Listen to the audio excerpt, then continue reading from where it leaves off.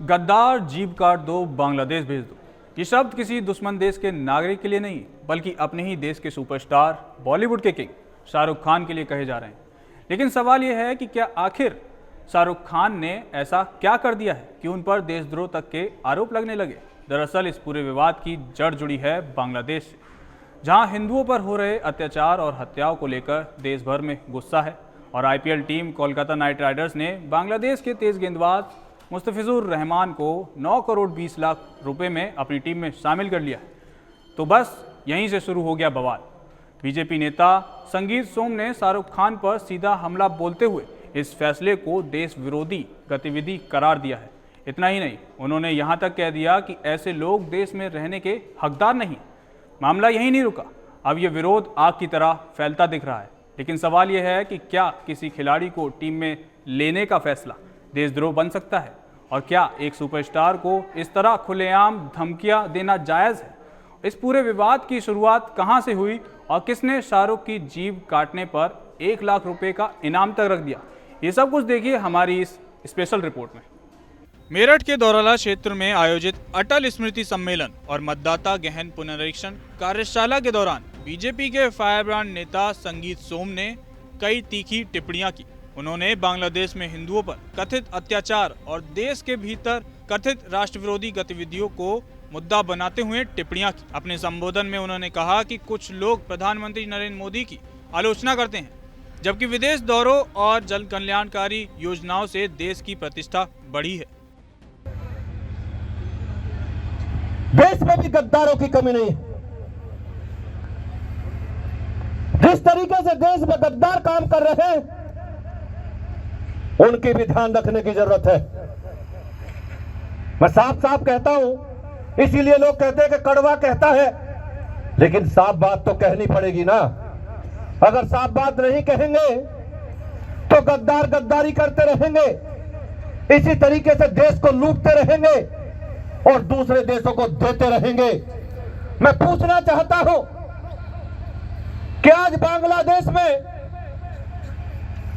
हिंदुओं का कत्लेआम किया जा रहा है, हिंदुओं को चुन चुन के घर में घुस के कत्ल किया जा रहा है, बहन बेटियों का बलात्कार किया जा रहा है, देश के प्रधानमंत्री को गाली दी जा रही है, नरेंद्र मोदी को गाली दे रहे हैं, भारत के खिलाफ नारेबाजी कर रहे हैं, हिंदुओं को चुन चुनकर उनकी हत्या कर रहे हैं, बहन बेटियों के साथ बलात्कार कर रहे हैं। लेकिन अपने ही देश में बैठे हुए लोग वहां के क्रिकेटरों को खरीदने का काम कर रहे हैं। आपने अभी देखा होगा कि देश में बैठे हुए गद्दार,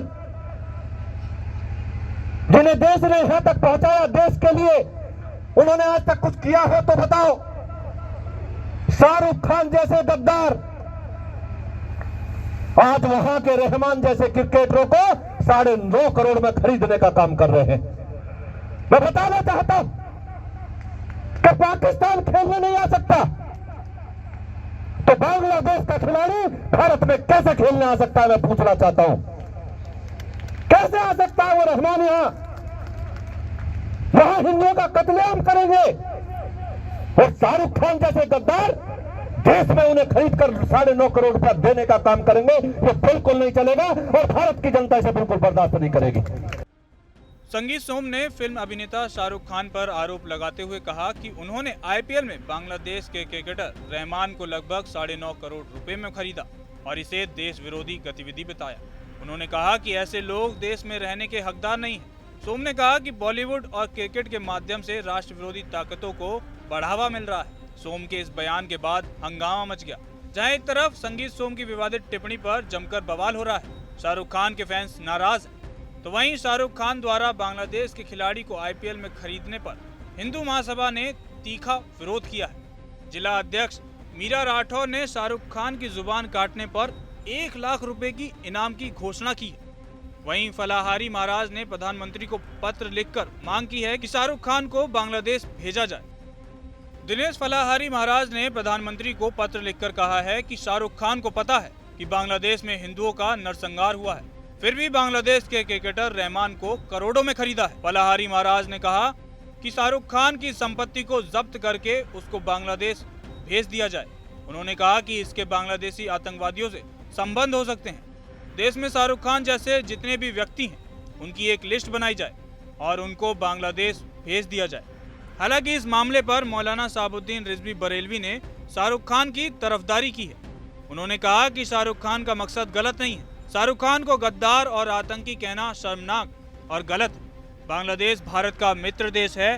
देवकी नंदन और संगीत सोम के बयान सरासर गलत और अन्यायपूर्ण है। इस मामले में बागेश्वर धाम के पीठाधीश्वर आचार्य धीरेन्द्र कृष्ण शास्त्री की भी प्रतिक्रिया सामने आई है। धीरेन्द्र शास्त्री ने कहा है कि बीसीसीआई फैसला लेगी, लेकिन हमारा कहना यह है कि बांग्लादेशी क्रिकेटरों को ये मुद्दा उठाना चाहिए कि वहां रहने वाले हमारे हिंदू भाइयों की रक्षा और सुरक्षा होनी चाहिए। उन्हें वहां सुरक्षित रखा जाना चाहिए और उन्हें किसी भी तरह से परेशान नहीं किया जाना चाहिए। ये उनकी भी जिम्मेदारी है। खेल तो खेल है, खेल के अपने नियम होते हैं और खेल पर ऐसी कोई बात लागू नहीं होती, लेकिन उन्हें देश और समाज के लिए आवाज उठानी चाहिए। हालांकि संगीत सोम ने ये चेतावनी दी है कि शाहरुख खान ने बांग्लादेशी खिलाड़ी को खरीद तो लिया है, लेकिन वह भारत में कदम नहीं रख पाएगा। लेकिन सवाल अब ये है कि ये वही शाहरुख खान है जिनकी फिल्मों के लोग दीवाने हैं, और जब इनको अवार्ड मिलता है, चाहे वो ला गला में जीता अवार्ड हो या नेशनल अवार्ड या फिर मेसी के साथ स्टेज शेयर करना, तब हमारे देश की शान पूरी दुनिया में किंग खान ने ही बढ़ाई थी। यानी कि सवाल सिर्फ एक खिलाड़ी की खरीद का नहीं है, सवाल है कि क्या खेल के मैदान पर लिया गया कोई फैसला देशभक्ति का सर्टिफिकेट मांगने लगेगा? क्या किसी सुपरस्टार को उसकी टीम के फैसले के लिए गद्दार, आतंकी या देश निकाला देने की भाषा में घसीटना लोकतंत्र को मजबूत करता है, या फिर नफरत को?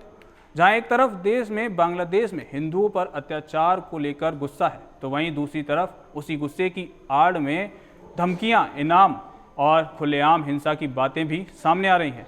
अब गेंद राजनीति, कानून और क्रिकेट प्रशासन तीनों के पाले में है।